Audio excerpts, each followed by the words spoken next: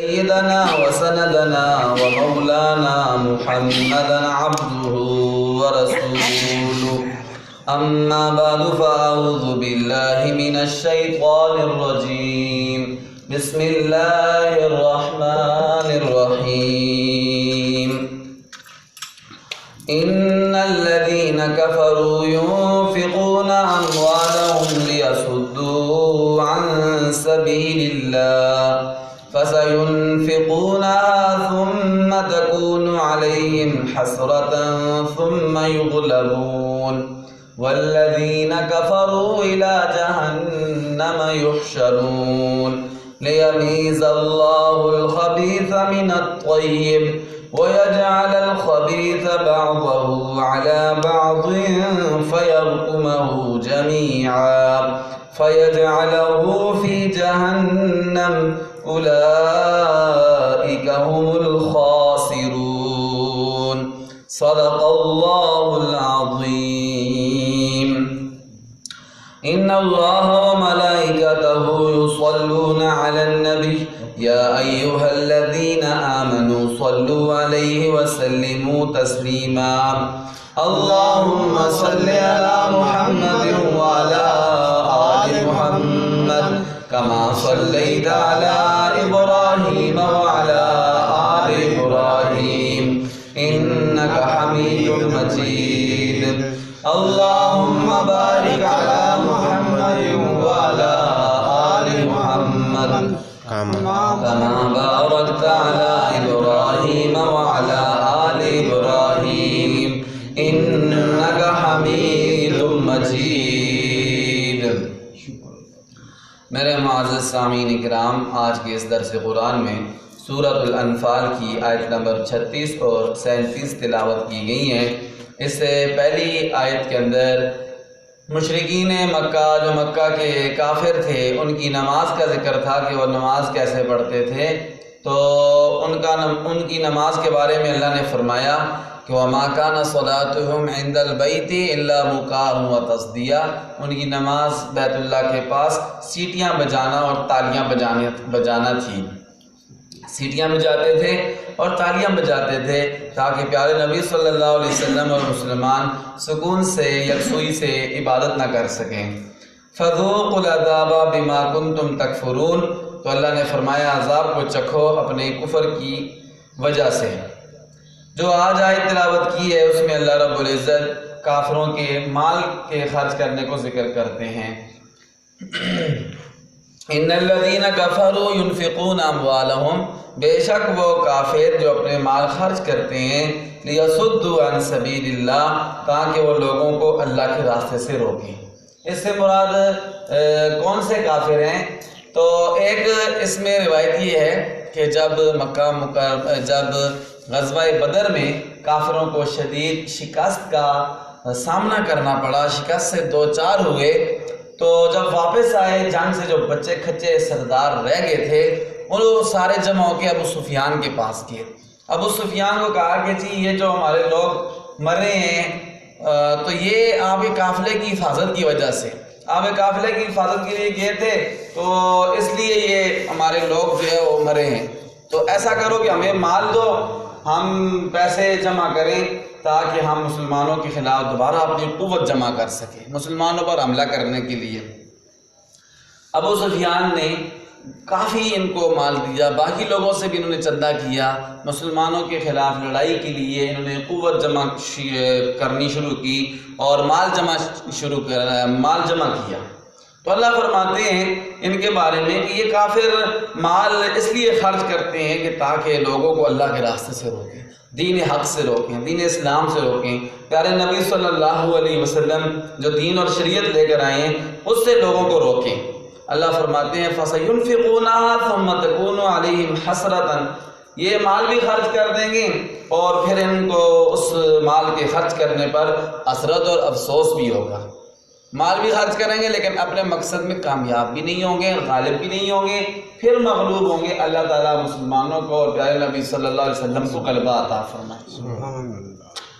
دوسری تفسیر اس کی یہ بھی کی ہے کہ اس سے مراد وہی قافلہ تھا جو 1000 نوجوانوں کا قافلہ تھا جو ابو سفیان کے تجارتی قافلے کی حفاظت کے لیے گیا تھا، اور بدر کے میدان میں جن کا مسلمانوں سے، پیارے نبی صلی اللہ علیہ وسلم سے اور آپ کے 313 صحابہ اکرام رضوان اللہ تعالیٰ علیہم اجمعین سے مقابلہ ہوا تھا۔ تو اس سے مراد وہ قافلہ ہے، وہ قافلہ 12 سرداروں نے تیار کیا تھا۔ 12 یعنی 12 مکہ کے سردار تھے کافروں کے، انہوں نے اس سارے قافلے کا خرچہ اٹھایا تھا۔ آپ اندازہ لگائیں کہ 1000 بندہ تھا، اس کے جانے کا خرچہ، اس کے آنے کا خرچہ، اس کا کھانا پینا، ان کا ساز و سامان، ان کا ہتھیار، ان کا اسلحہ، ساری چیزیں 12 سرداروں نے دی تھی۔ اللہ فرماتے ہیں کہ انہوں نے مال خرچ کیا تاکہ لوگوں کو اللہ کے راستے سے روکیں، دین حق کو مٹانے کے لیے، لیکن یہی مال کا خرچ کرنا ان کے لیے افسوس کا سبب بنے گا۔ اتنا مال بھی خرچ کیا، اپنی دولت بھی لگائی، پھر بھی ہوا کیا کہ بدر کے میدان میں ان کو شکست ہوئی اور اللہ تعالیٰ نے ان کو مغلوب کیا، اور پیارے نبی صلی اللہ علیہ وسلم اور آپ کے صحابہ اکرام کو اللہ نے غالب کیا۔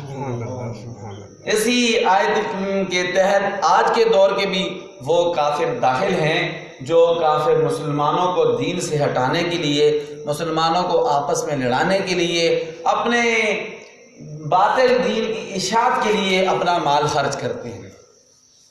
کوئی آپ کے مشاہدے میں بھی ہوگا، شہر میں آئے جائیں آپ نظر آ جائیں گے، کہیں کرسچن سکول بنا ہوا ہوگا، کہیں کرسچن ہاسپٹل بنا ہوا ہوگا، ٹھیک ہے، کہیں جو ہے وہ اس طرح کے دیگر چیزیں ہوں گی۔ بعض علاقوں میں، خاص کر دیہاتوں میں، پنڈوں میں NGOs والے جاتے ہیں، کہتے ہیں جی ہم آپ کو واش روم بنا کر دیں گے، کسی جگہ کہتے ہیں ہم سلائی مشینیں دیں گے عورتوں میں۔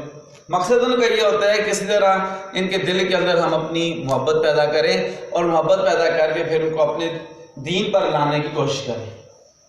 ہاسپٹل ہوتے ہیں، مشینری سکول ہوتے ہیں ان کے، اور باقی اس طرح کے طرح طرح کے ادارے ہوتے ہیں، وہ اسی لیے انہوں نے اپنا مال اتنا خرچ کرتے ہیں تاکہ مسلمانوں کو ان کے دین حق سے ہٹا کر اپنے دین کی طرف لانا چاہتے ہیں اور سیدھے راستے سے روکنا چاہتے ہیں مسلمانوں۔ اسی طرح کافر ہیں قادیانی جو شریعی کافر ہیں اور زندیق کے زمرے میں آتے ہیں، اور اسی طرح پاکستان کے آئین اور قانون کے تحت بھی وہ کافر ہیں۔ مرزائی قادیانی جو ہمارے پیارے نبی صلی اللہ علیہ وسلم کو آخری نبی نہیں مانتے، اور پیارے نبی صلی اللہ علیہ وسلم کے بعد مرزا غلام احمد قادیانی کو اپنا نبی مانتے، انہوں نے بھی پورا جال بچھایا ہوا ہے، پورا نیٹ ورک انہوں نے بچھایا ہوا ہے اپنے باطل مذہب کی ہیلپ کرنے کے لیے، اس کو رواج دینے کے لیے، اس کو پھیلانے کے لیے، اور مسلمانوں کے دین کو ختم کرنے کے لیے۔ اسی میں یہ آتا ہے کہ دیکھیں یہ جو کمپنی ہے، شیزان کمپنی ہے، اس کے بارے میں بھی ہے کہ یہ قادیانیوں کی کمپنی، اور اس کا پرافٹ سارا قادیانیت کی اشاعت میں لگتا ہے، جتنا نفع ہوتا ہے وہ اپنے اس قادیانی مرزائی مذہب کی اشاعت پر لگاتے ہیں، مسلمانوں کے خلاف اس کو استعمال کرتے ہیں۔ تو مسلمان کیا دڑا کی مصنوعات استعمال کرتے ہیں، جوس ان کے پیتے ہیں شیزان کے، کیچپ شیزان کے کھاتے ہیں، جیم شیزان کے کھاتے ہیں، وہ سمرقند شربت ہے، ٹھیک ہے، وہ شیزان کی ہے۔ تو یہ شیزان کی مصنوعات ہے شیزان کمپنی کی، یہ بھی قادیانیوں کی کمپنی ہے، اس سے مسلمانوں کو بچنا چاہیے۔ دیگر جو مصنوعات ہیں مسلمانوں کی ان کو جو ہے وہ استعمال کرنا چاہیے، اور بڑی کمپنی ہے ان کی۔ تو کہنے کی بات یہ ہے کہ جس طرح اس دور میں کافر اپنا مال خرچ کرتے تھے مسلمانوں کے خلاف، اسلام کے خلاف، لوگوں کو راہ حق سے روکنے کے لیے، اپنے باطل مذہب کی اشاعت کے لیے، اس کو پھیلانے کے لیے، آج کے دور میں بھی کافر یہی کام کر رہے ہیں۔ لیکن اللہ تعالیٰ نے جیسے فرمایا کہ اس دور کے کافروں نے بھی اپنا مال بھی خرچ کیا، تو پھر بھی ان کو حسرت اور افسوس ہوا کہ جان بھی گئی اور مال بھی گیا، اور پھر بھی اپنے مقصد میں، اپنے مذموم مقاصد میں کامیاب نہیں ہو سکے۔ اسی طرح آج کے کافر بھی یہ بات ذہن نشین کر لیں کہ جتنا بھی اپنا مال خرچ کرتے ہیں، اپنی دولت خرچ کرتے ہیں اور اپنی مسلمانوں کے خلاف، تو ان کو بھی کامیابی نہیں ہوگی، ان کو بھی حسرت افسوس ہوگا، انشاءاللہ مال بھی ہاتھ سے چلا جائے گا اور اس کے ساتھ ساتھ ان کی جان بھی جو ہے وہ ہاتھ سے چلی جائے گی۔ لیکن اکا دکا یہ کامیاب بھی ہوتے ہیں، اس لیے کہ محنت کرتے ہیں، کسی کی محنت اللہ ضائع نہیں کرتے ہیں۔ جو باطل کی کوئی محنت کر رہے ہیں، کوئی حق کی محنت کر رہے ہیں، کوئی سیدھے راستے کی طرف لوگوں کو لانے کی محنت کر رہے ہیں، کوئی الٹے راستے کی طرف لوگوں کو لے کر جانے کی محنت کر رہے ہیں، ہر ایک اپنی محنت تو کر رہے ہیں، محنت تو کچھ نہ کچھ اثر تو ضرور ظاہر ہوتا ہے۔ یہ فیصلہ آباد ایک بہت بڑا مدرسہ ہے، اس کے بہت بڑے مشہور شخصیت ہیں، فوت ہو گئے، اللہ تعالیٰ ان کی بخشش کرے۔ ان کے بیٹے پر، مولوی صاحب تھے حالانکہ، بیٹوں پر یہودیوں نے محنت کی ہے اور ان کو یہودی بنا دیا۔ ان کا نام تھا مولانا خلیل الرحمان، اور اس کا نام ڈیوڈ پتہ نہیں سب اس نے اپنا نام رکھ دیا۔ پہلی داڑھی تھی خوبصورت صحیح سنت کے مطابق، اور بالکل جو ہے شیو کر دی۔ تھوڑے دن پہلے دیکھا تھا کہ اسلام آباد میں اس نے خیمہ لگایا ہوا تھا، اوپر اسرائیل کا جھنڈا لگایا ہوا تھا۔ کہنے کی بات یہ کہ یہ لوگ بھی اتنی محنت کرتے ہیں، اور ہم مسلمان دین حق پر ہونے کے باوجود پھر بھی ہم غفلت کی نیند جو ہے وہ سوئے ہوئے ہیں۔ تو ہمیں بھی جاگنا چاہیے اور بیداری اختیار کرنی چاہیے، اور اپنے دین کی حفاظت کرنی چاہیے، اور اپنے دین کی اشاعت کے لیے اپنا تن من دھن جو ہے وہ لگانا چاہیے۔ اسی میں ہماری دنیا کی بھی عزت اور سرخروئی ہے، اور آخرت میں بھی اسی میں اللہ نے کامیابی رکھی ہوئی ہے۔ اور اللہ تعالیٰ فرماتے ہیں وَالَّذِينَ كَفَرُوا إِلَىٰ جَهَنَّمَ يُحْشَرُونَ، کافروں کو جہنم کی طرف سب کو اکٹھا کیا جائے گا، جمع کیا جائے گا۔ دنیا میں بھی اللہ ان کو کامیاب نہیں کریں گے، ان کو حسرت اور افسوس ہوگا، اور آخرت میں بھی ان سب کو جہنم کی طرف اکٹھا کیا جائے گا۔ لِيَمِيزَ اللَّهُ الْخَبِيثَ مِنَ الطَّيِّبِ، اللہ فرماتے ہیں یہ اس لیے ہوگا، ان کو جہنم کی طرف اس لیے لے جایا جائے گا تاکہ اللہ تعالیٰ گندے کو پاک سے جدا کر دے، گندے کو پاک سے جدا کر دے۔ ایک اس کا معنی یہ ہے گندے سے مراد حرام مال ہے، ناپاک مال ہے، گندا مال ہے، اور طیب سے مراد پاک حلال پاکیزہ مال مراد ہے۔ تو جو کافروں نے مال اپنا خرچ کیا وہ حرام، ناپاک اور گندا مال خرچ کیا، اور جو مسلمانوں نے اپنا مال خرچ کیا ہے وہ حلال پاک اور طیب خرچ کیا ہے۔ تو اللہ تعالیٰ کافروں کو ناکام کریں گے اور مسلمانوں کو اللہ تعالیٰ کامیاب کریں گے۔ وَيَجْعَلَ الْخَبِيثَ بَعْضَهُ عَلَى بَعْضٍ، اور اللہ فرماتے ہیں کہ ان کے ناپاک گندے حرام مال کو بعض کو بعض کے ساتھ جمع کر کے سارے کے سارے ایک ڈھیر بنا کر اللہ تعالیٰ اس کو جہنم میں ڈال دیں گے۔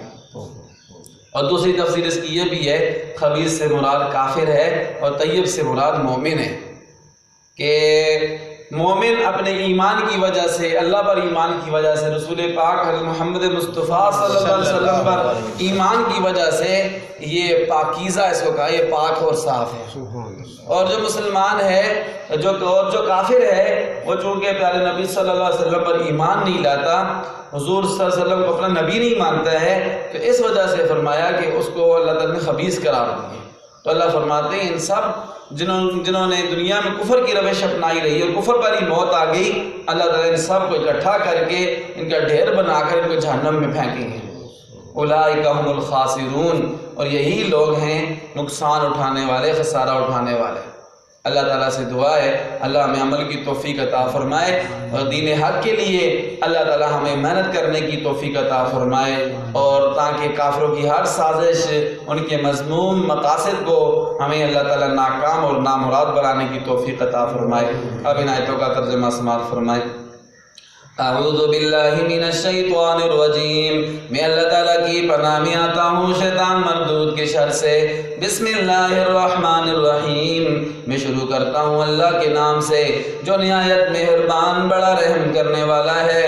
ان الذین کفروا، بے شک وہ لوگ جنہوں نے کفر کی روش اپنائی، جو کافر ہیں، ينفقون اموالہم، وہ خرچ کرتے ہیں اپنے مال کو، اپنی دولت کو، لیصدوا عن سبیل اللہ، تاکہ وہ اللہ کے راستے سے لوگوں کو روک سکیں۔ فَسَيُنْفِقُونَهَا، اللہ فرماتے ہیں کہ وہ اپنا مال بھی خرچ کریں گے، ثُمَّ تَكُونُ عَلَيْهِمْ حَسْرَةٌ، پھر اس پر نادم بھی ہوں گے، پشیمان بھی ہوں گے، افسوس بھی کریں گے۔ ثُمَّ يُغْلَبُونَ، پھر اس کے باوجود وہ مغلوب ہو جائیں گے، اپنا مال بھی خرچ کریں گے، پھر مغلوب بھی ہو جائیں گے تو بڑا افسوس ہوگا کہ مال بھی گیا ہاتھ سے اور جان بھی گئی۔ وَالَّذِينَ كَفَرُوا إِلَىٰ جَهَنَّمَ يُحْشَرُونَ، اور وہ جنہیں کفر پر موت آئی، إِلَىٰ جَهَنَّمَ، جہنم کی طرف ان سب کو اکٹھا کیا جائے گا۔ لِيَمِيزَ اللَّهُ الْخَبِيثَ مِنَ الطَّيِّبِ، تاکہ اللہ تعالیٰ حرام کو، گندے مال کو، ناپاک مال کو پاکیزہ حلال مال سے جدا کر دے، یا تاکہ اللہ تعالیٰ کافر کو مومن سے جدا کر دیں۔ الگ الگ دونوں کا ٹھکانہ اللہ نے بنایا ہے تاکہ مومن جنت میں جائیں اور کافر جہنم میں جائیں۔ وَيَجْعَلَ الْخَبِيثَ بَعْضَهُ عَلَى بَعْضٍ، اور اللہ تعالیٰ خبیث کو ایک دوسرے کے اوپر اکٹھا کر کے فَيَرْكُمَهُ، ان کا ڈھیر بنا کر ڈال دیں گے جہنم میں۔ فَيَرْكُمَهُ جَمِيعًا، اللہ ان سب کا ایک ڈھیر بنائیں گے۔ فَيَجْعَلَهُ فِي جَهَنَّمَ، ان کو جہنم میں ڈالیں گے۔ أُولَٰئِكَ هُمُ الْخَاسِرُونَ، یہی لوگ نقصان اٹھانے والے ہیں۔ اللہ تعالیٰ ہمیں محفوظ فرمائے۔ ربنا